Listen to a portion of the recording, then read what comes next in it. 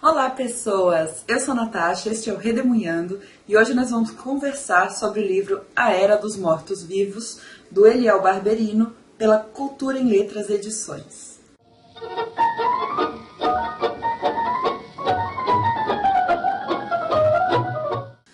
Gente, livro de zumbi. Quando o Eliel Barberino entrou em contato comigo pela página do Facebook do Redemunhando, eu fiquei um pouco assim, tipo, eu não gosto desse tipo de história com personagens, muito menos zumbi. Eu acho zumbi uma coisa meio estranha, uma mitologia um pouco estranha. Aí quando ele me disse que era um livro de não ficção sobre o zumbi, sobre a origem do monstro zumbi, aí me interessou demais. Ele me enviou gentilmente o livro, que tem poucas páginas, são 116, a letra é grande, então é fácil de ler, assim, é muito rápido, é muito fluido, a escrita do Eliel é muito legal, e ele é um entusiasta dos zumbis e estudou filosofia. Então ele aborda, por um viés filosófico e histórico, de onde veio toda a mitologia do zumbi. A primeira parte do livro ela é bastante histórica e chama-se O Surgimento do Fenômeno, em que o Eliel analisa de onde que vem toda essa explosão dos zumbis que a gente vê na mídia, tanto em jogos quanto em séries, filmes, livros e assim por diante.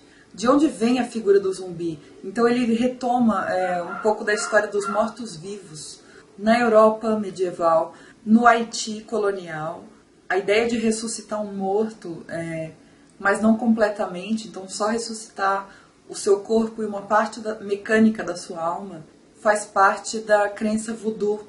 E a conexão dessa crença com a escravidão é magnífica, assim, eu gostei demais dessa parte, me deu algumas ideias para trabalhar em sala de aula, então isso já valeu o livro todo.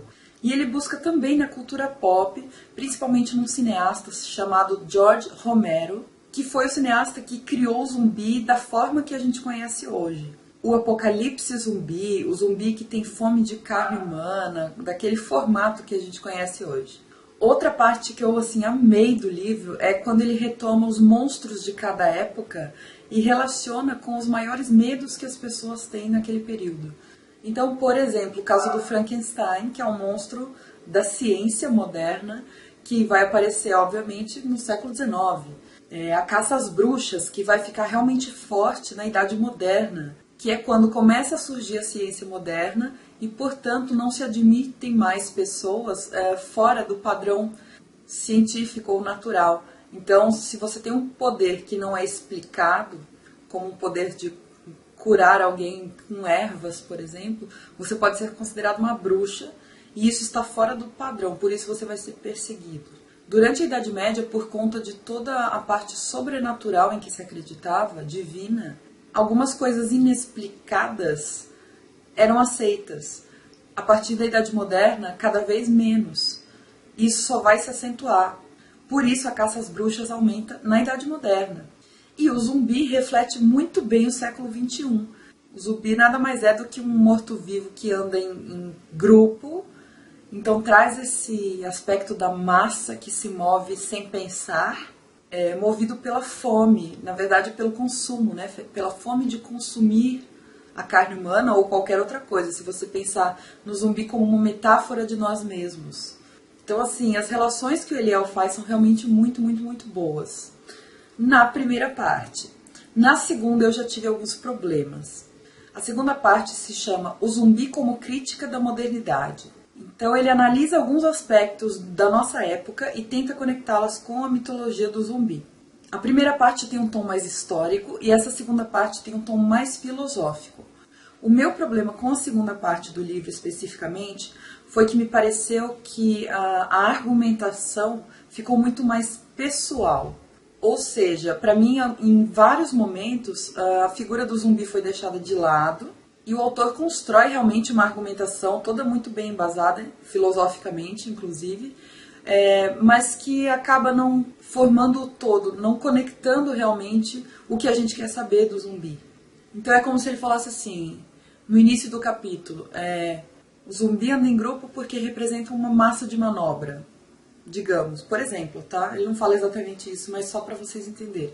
Então, no começo ele fala isso, e aí ele começa a argumentar do porquê a modernidade se utiliza da propaganda, né, que tem a ver, mas depois de um tempo ele cai para um julgamento de valor. Por exemplo, ele diz que a modernidade é inferior em diversos aspectos, principalmente culturais, então ela é muito mais superficial, culturalmente falando, do que as eras mais antigas ou os períodos anteriores.